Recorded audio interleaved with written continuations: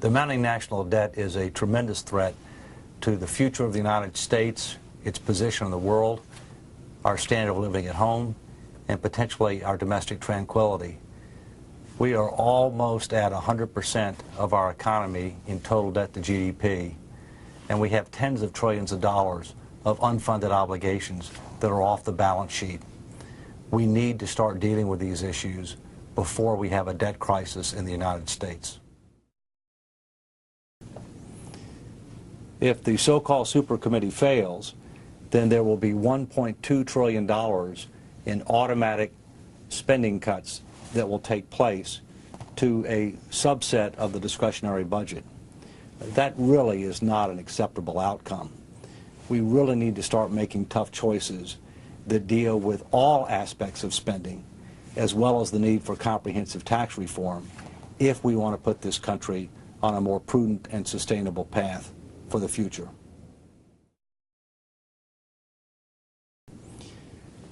The Joint Committee needs to go big if they want to provide assurance to the capital markets, especially to our foreign investors, that we're serious about putting our financial house in order.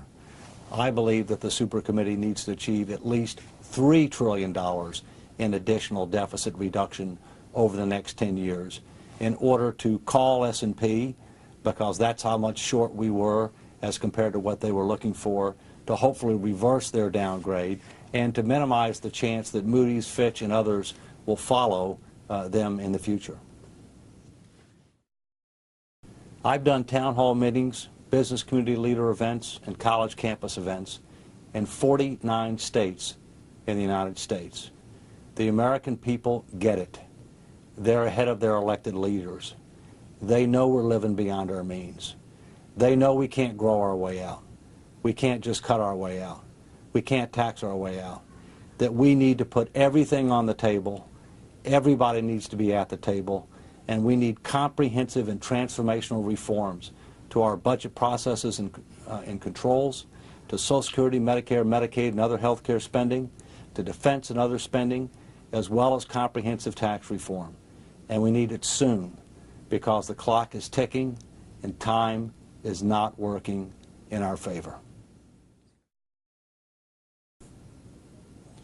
The Joint Committee should put everything on the table. That means budget process reform and controls. It means entitlement programs, defense and other spending, as well as tax reform. Ultimately, they may not be able to achieve the type of grand bargain that ultimately will be necessary to restore fiscal sanity. But the reforms they need to pursue need to be real, substantive reforms that not only will achieve real deficit reduction over 10 years, but even greater deficit reduction into the future. The federal budget is increasingly dominated by social insurance programs, Medicare, Medicaid, Social Security, and other types of so-called entitlement programs. Today, over 60% of the federal budget is deemed to be so-called mandatory spending. And that's going to go to 80% or more by 2040 if we don't change course. It is absolutely impossible to be able to restore fiscal sanity without putting entitlement programs on the table, as well as defense and other spending reductions and comprehensive tax reform. We need to do all of those in order to restore fiscal sanity. Policymakers should be seeking to achieve at least $3 trillion in deficit reduction over the next 10 years. As much as possible is desirable. 1.5 trillion, frankly, should be fairly easy.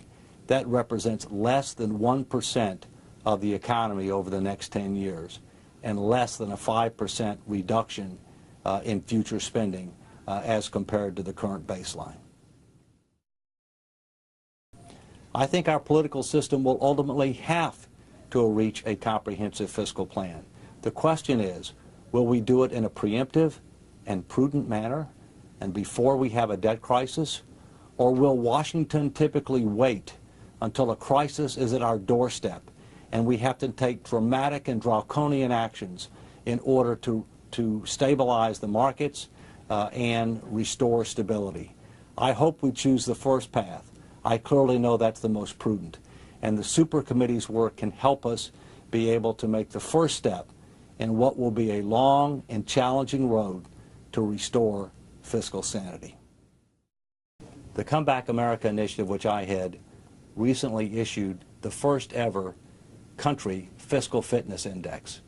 Australia was rated number 1, Greece was rated last at number 34, and the United States was an embarrassing 28, down dramatically in the last 10 years.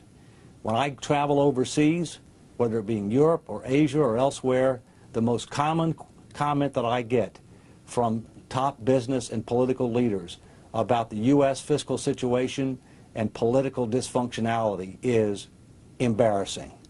That's tough for an American to hear. It's especially tough because it's true.